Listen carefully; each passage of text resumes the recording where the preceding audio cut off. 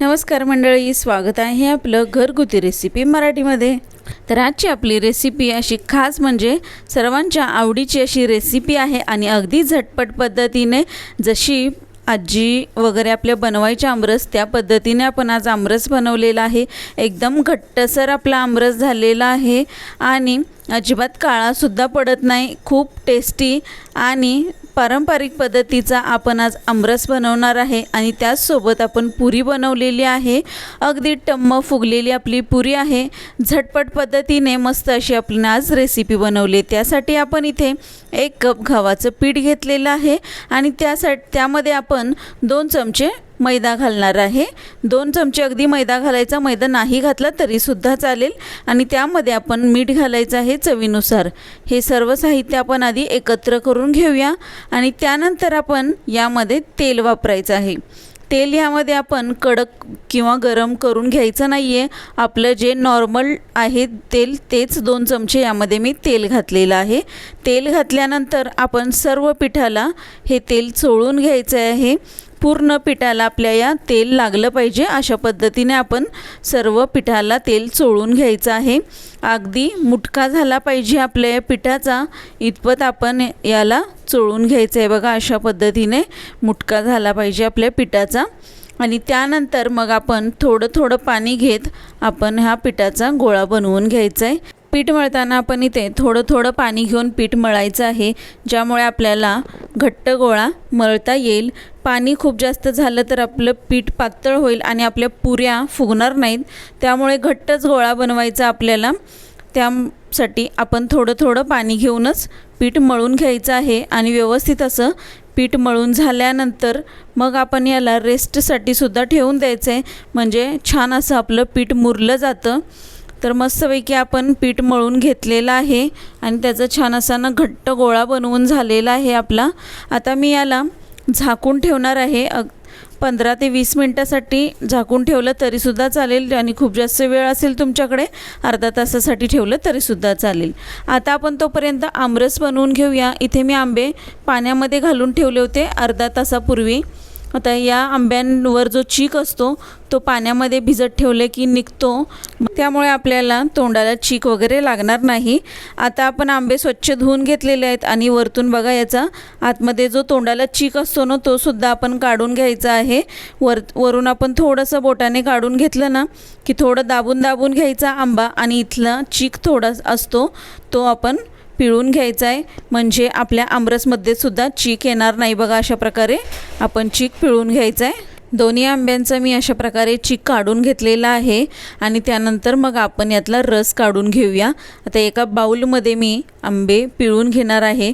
असे थोडे अंगठ्याने दाबायचे म्हणजे रस त्याचा पूर्ण निघतो। आपल्याला दाबलं ना की पूर्ण रस यामधनं बाहेर येतो आणि मस्त असे बघा आपले दोन्हीही आंबे आपण अशा प्रकारे पिळून घ्यायचे आहेत आधी आणि त्यानंतरच मग आपण कोईला पण आपल्या खूपच घर असतो तो सुद्धा हाताने दाबून काढायचा आहे, पण त्याआधी आपले हात स्वच्छ असणं गरजेचं आहे।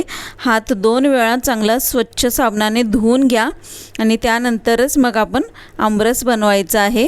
दोन्हीही आंबे छान असे पिळून घेतले, त्याआधी आपण असे बोटाने दाबून दाबून घ्यायचे म्हणजे सर्व रस एकत्र होतो किंवा पातळ होतो तो रस आणि त्यानंतर असा पूर्ण रस त्यातला बाहेर निघतो। आता या सालींमध्ये सुद्धा थोडाफार रस शिल्लक असतो तर तो सुद्धा आपण काढून घ्यायचा आहे, तो सुद्धा आपण तसंच टाकायचा नाही आहे।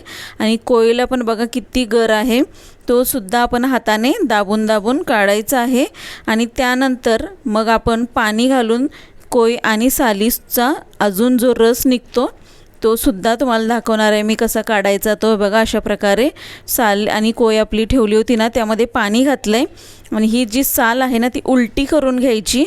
अशा प्रकारे बघा उलटी करून घ्यायची आणि अशी ना थोडी कुस्करायचं। दोन्हीही साली बघा मी उलट्या केलेत आणि या पाण्यामध्ये ना अशा थोड्याशा कुस्करून घ्यायच्या म्हणजे यातला जो रस आहे पूर्ण रस निघतो। अजिबात आपला आंबा वाया जात नाही, पूर्णपणे रस निघतो। कोई तर एकदम पूर्ण स्वच्छ होते बघा अशा प्रकारे मस्तपैकी आपला पूर्ण वापर केलेला आहे आपण आंब्याचा आणि बघा किती रस निघला आहे, अर्धी वाटी रस निघतोय। आता तो रससुद्धा आपण काढलेल्या रसामध्ये ओतून घेऊया त्यानंतर यामध्ये आपल्या अंदाजाने साखर घालायची आहे. आंबे किती गोड आहेत त्यावर डिपेंड आहे की आपण साखर किती घालायची. तर हे आंबे थोडेसे गोडाला कमी होते म्हणून मी 5-6 चमचे साखर घातले. चमचे अगदी छोटे आपले जे पोहे खाण्याचे चमचे असतात ते घातलेले आहेत. 5 ते 6 चमचे मी साखर घातले यामध्ये. आणि त्यानंतर तुम्ही एखाद्या पळीने सुद्धा याला गोल गोल फिरवू शकता, हलवू शकताय, किंवा अशी विस्क असेल तर विस्कने सुद्धा गोल गोल फिरवून घ्यायचं. त्यानंतर थोडीशी वेलची कुटून टाकायची म्हणजे मस्त असा वास येतो आपल्या आमरसला.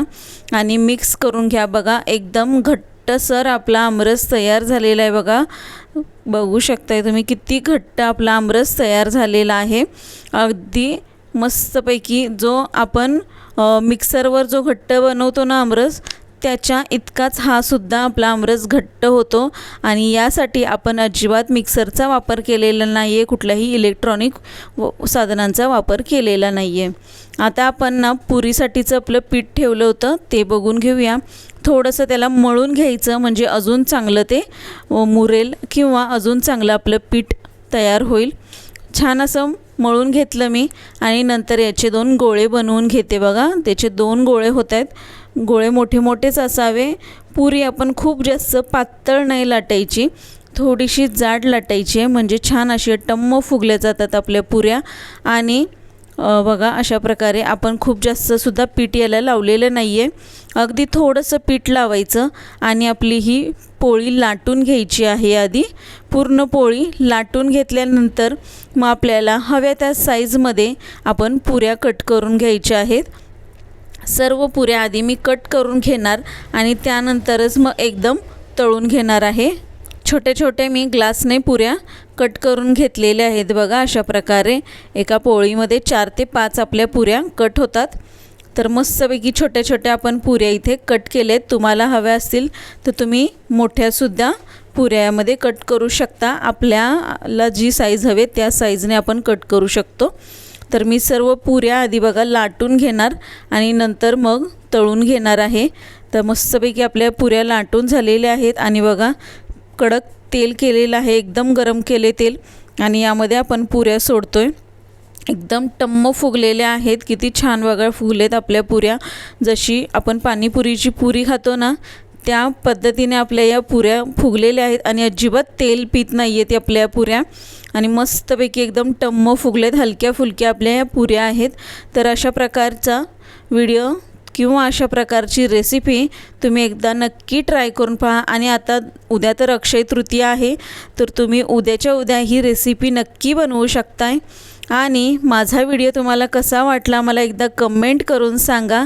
आणि माझ्या चॅनलला जर सबस्क्राईब नसेल केलं तर एकदा सबस्क्राईब करून ठेवा म्हणजे येणाऱ्या घरगुती पद्धतीच्या सर्व रेसिपीज तुम्हाला पाहायला मिळतील. धन्यवाद.